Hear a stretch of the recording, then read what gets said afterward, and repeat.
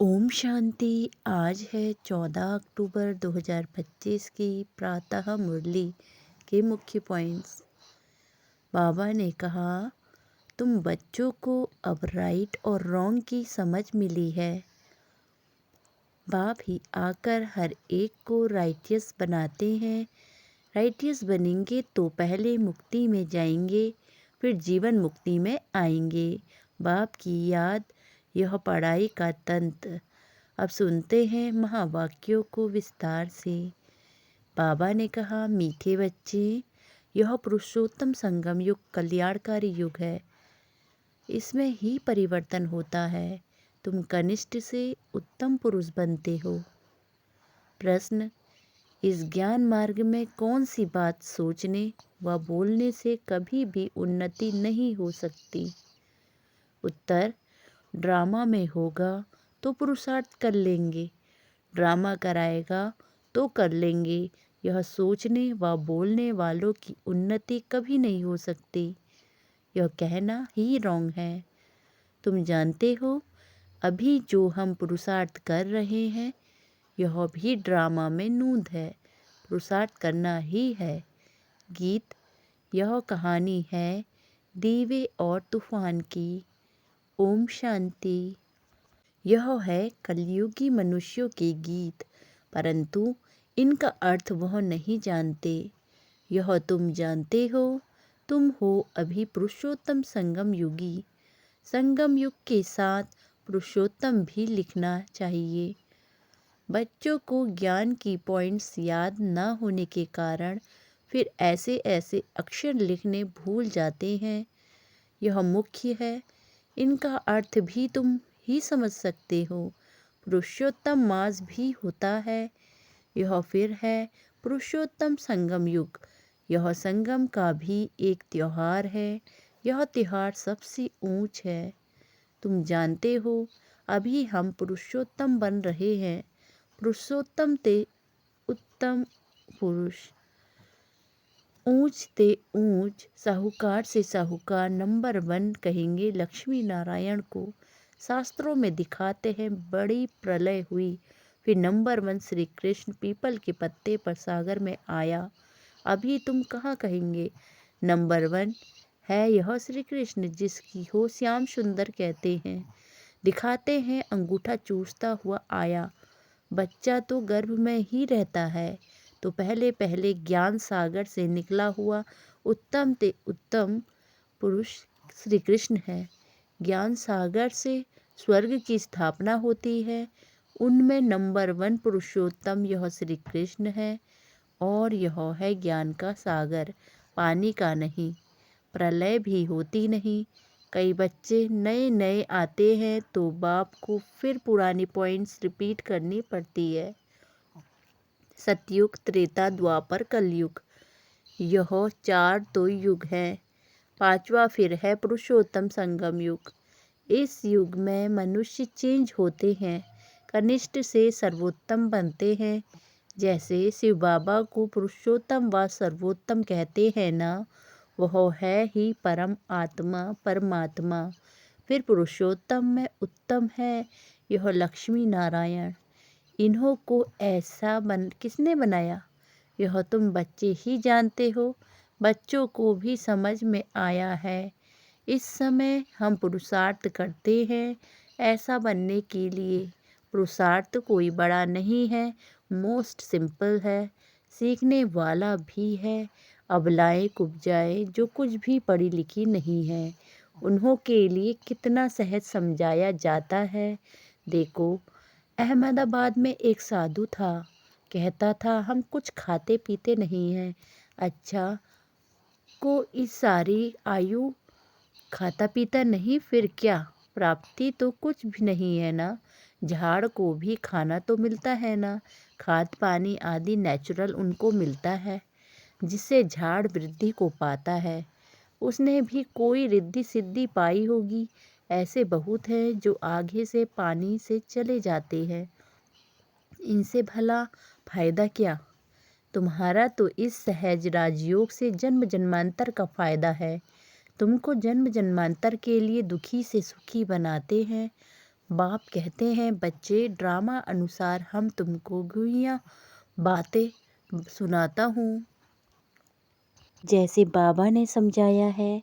शिव और शंकर को मिलाया क्यों है? शंकर का तो इस सृष्टि में पार्ट ही नहीं है। शिव का ब्रह्मा का विष्णु का पार्ट है। ब्रह्मा और विष्णु का ऑलराउंड पार्ट है। शिव बाबा का भी इस समय पार्ट है, जो आकर ज्ञान देते हैं फिर निर्वाण धाम में चले जाते हैं।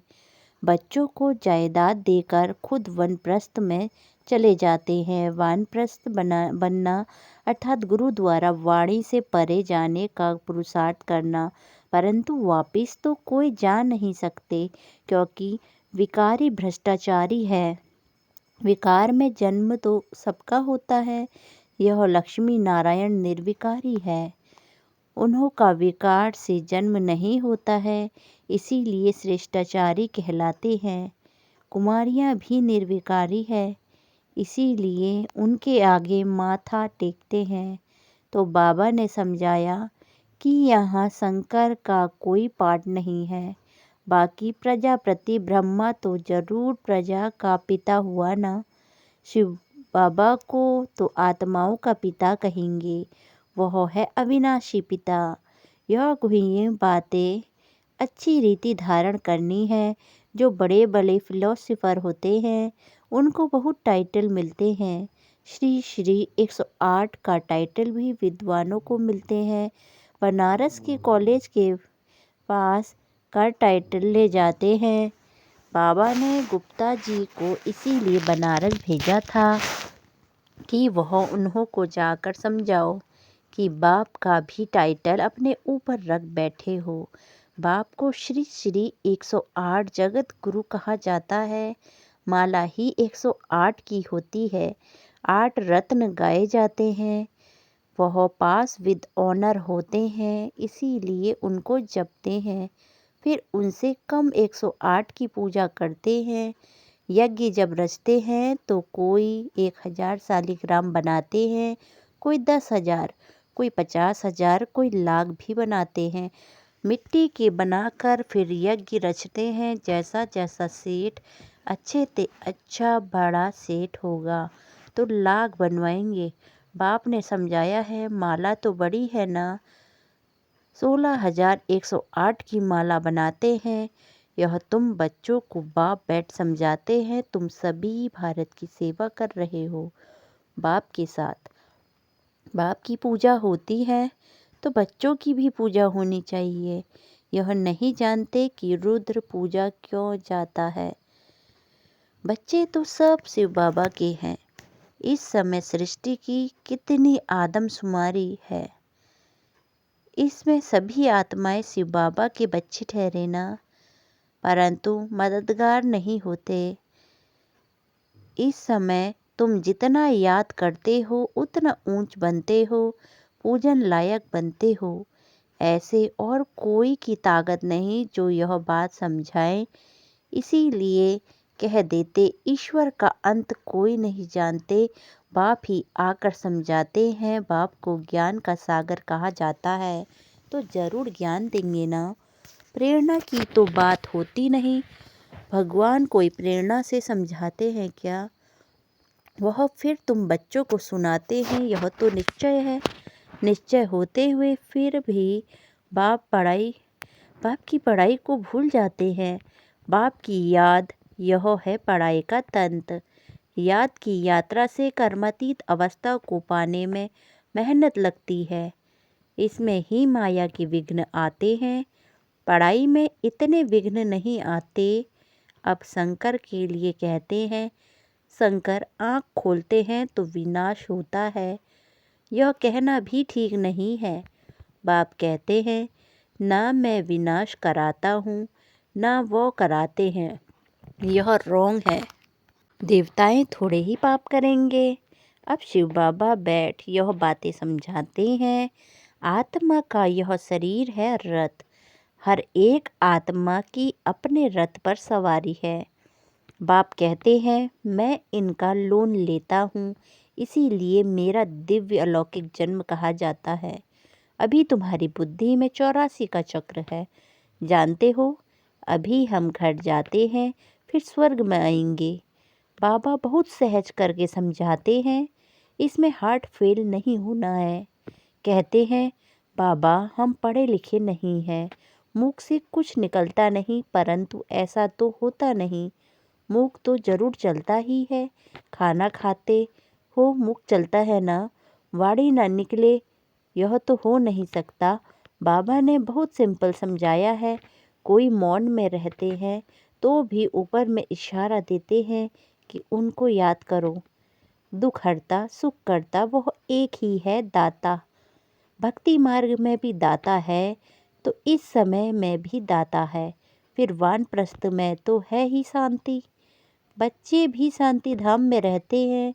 पाठ नुधा हुआ है जो एक्ट में भी आता है। अभी हमारा पाठ है विश्व को नया बनाना। उनका नाम बड़ा अच्छा है, हेवनली गॉड फादर। बाप रचयिता है स्वर्ग का, बाप नर्क थोड़े ही रचेंगे। पुरानी दुनिया कोई रचते हैं क्या, मकान हमेशा नया बनाया जाता है। शिव बाबा नई दुनिया रचते हैं ब्रह्मा द्वारा। इनको पाठ मिला हुआ है। यहाँ पुरानी दुनिया में जो भी मनुष्य हैं सब एक दो को दुख देते रहते हैं। तुम जानते हो हम हैं शिव बाबा की संतान। फिर शरीरधारी प्रजापिता ब्रह्मा के बच्चे हो गए एडॉप्टेड। हमको ज्ञान सुनाने वाला है शिव बाबा रचयिता, जो अपनी रचना के आदि मध्य अंत का ज्ञान सुनाते हैं। तुम्हारी एम ऑब्जेक्ट ही है यह बनना। मनुष्य देखो कितना खर्चा कर मार्बल आदि की मूर्तियां बनाते हैं। यह है ईश्वरी विश्वविद्यालय वर्ल्ड यूनिवर्सिटी। सारी यूनिवर्सिटी को चेंज किया जाता है। उन्हों के जो भी कैरेक्टर्स हैं सब आसुरी हैं, आदि मध्य अंत दुख देने वाले हैं। यह है ईश्वरी यूनिवर्सिटी। ईश्वरी विश्वविद्यालय एक ही होता है जो ईश्वर आकर खोलते हैं, जिससे सारी विश्व का कल्याण हो जाता है। तुम बच्चों को अब राइट और रॉन्ग की ही समझ मिलती है और कोई मनुष्य नहीं समझ सकता। राइट रॉन्ग को समझाने वाला एक ही राइटियस होता है, जिसको ट्रुथ कहते हैं। बाप ही आकर हर एक को राइटियस बनाते हैं। राइटियस बनेंगे तो फिर मुक्ति में जाकर जीवन मुक्ति में आएंगे। ड्रामा को भी तुम बच्चे जानते हो, आदि से लेकर अंत तक पार्ट बजाने नंबरवार आते हो।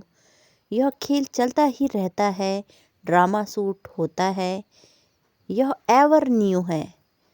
यह ड्रामा कभी पुराना नहीं होता है और सब नाटक आदि विनाश हो जाते हैं। यह बेहद का अविनाशी ड्रामा है। इनमें सब अविनाशी पाठधारी हैं। अविनाशी खेल व मांडवा देखो कितना बड़ा है। बाप आकर पुरानी सृष्टि को फिर नया बनाते हैं। वह सब तुमको साक्षात्कार होगा। जितना नज़दीक आएंगे फिर तुमको खुशी होगी। साक्षात्कार कहेंगे अब पाठ पूरा हुआ, ड्रामा को फिर रिपीट करना है। फिर नए सिरे पाठ बजाएंगे जो कल्प पहले बजाया है। इसमें ज़रा भी फर्क नहीं हो सकता। इसीलिए जितना हो सके तुम बच्चों को ऊंच पद पाना चाहिए। पुरुषार्थ करना है, मूंझना नहीं है।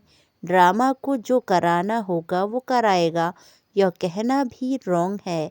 हमको तो पुरुषार्थ करना ही है। अच्छा, मीठे मीठे सिकिलते बच्चों प्रति माता पिता बाप दादा का याद प्यार और गुड मॉर्निंग। रूहानी बाप की रूहानी बच्चों को नमस्ते। नमस्ते बाबा नमस्ते। सदा रहो हंसते सदा रहो हंसाते। वाह ड्रामा वाह, वाह मेरा श्रेष्ठ भाग्य वाह। हम धन्य धन्य हो गए, हम प्रभु को पा गए। शुक्रिया। धारणा के लिए मुख्य सार। पहला, पढ़ाई का तंत्र यानी सार बुद्धि में रख याद की यात्रा से कर्मातीत अवस्था को पाना है। ऊंच और पूजनीय बनने के लिए बाप का पूरा पूरा मददगार बनना है। दूसरा, सत्य बाप द्वारा राइट रॉन्ग की जो समझ मिली है उससे राइटियस बन जीवन बंध से छूटना है। मुक्ति और जीवन मुक्ति का वर्षा लेना है। वरदान आपस में स्नेह की लेन देन द्वारा सर्व को सहयोगी बनाने वाले सफलता मूर्त भव। आपस में स्नेह की लेन देन द्वारा सर्व को सहयोगी बनाने वाले सफलता मूर्त भव। विस्तार अभी ज्ञान देने और लेने की स्टेज पास की, अब स्नेह की लेन देन करो। जो भी सामने आए, संबंध में आए, तो स्नेह देना और लेना है। इसको कहा जाता है सर्व के स्नेही और लवली। ज्ञान दान अज्ञानियों को करना है, लेकिन ब्राह्मण परिवार में इस दान के महादानी बनो। संकल्प में भी किसी के प्रति स्नेह के सिवाय और कोई उत्पत्ति न हो। जब सभी के प्रति स्नेह हो जाता है तो स्नेह का रिस्पॉन्स सहयोग होता है और सहयोग की ही रिजल्ट सफलता प्राप्त होती है। स्लोगन 1 सेकंड में व्यर्थ संकल्पों पर फुल स्टॉप लगा दो, यही तीव्र पुरुषार्थ है। 1 सेकंड में वेस्ट थॉट पर फुल स्टॉप लगा दो, यही तीव्र पुरुषार्थ है। मातेश्वरी जी के अनमोल महावाक्य। आजकल मनुष्य मुक्ति को ही मोक्ष कहते हैं। वो ऐसे समझते हैं जो मुक्ति पाते हैं वो जन्म मरण से छूट जाते हैं। वो लोग तो जन्म मरण में न आना इसको ही ऊंच पद समझते हैं, वही प्रारब्ध मानते हैं। जीवन मुक्ति फिर उसको समझते हैं जो जीवन में रहकर अच्छा कर्म करते हैं। जैसे धर्मात्मा लोग हैं, उन्हों को जीवन मुक्ति समझते हैं। बाकी कर्म बंधन से मुक्त हो जाना वो तो कोटों में से कोई विरला ही समझते हैं।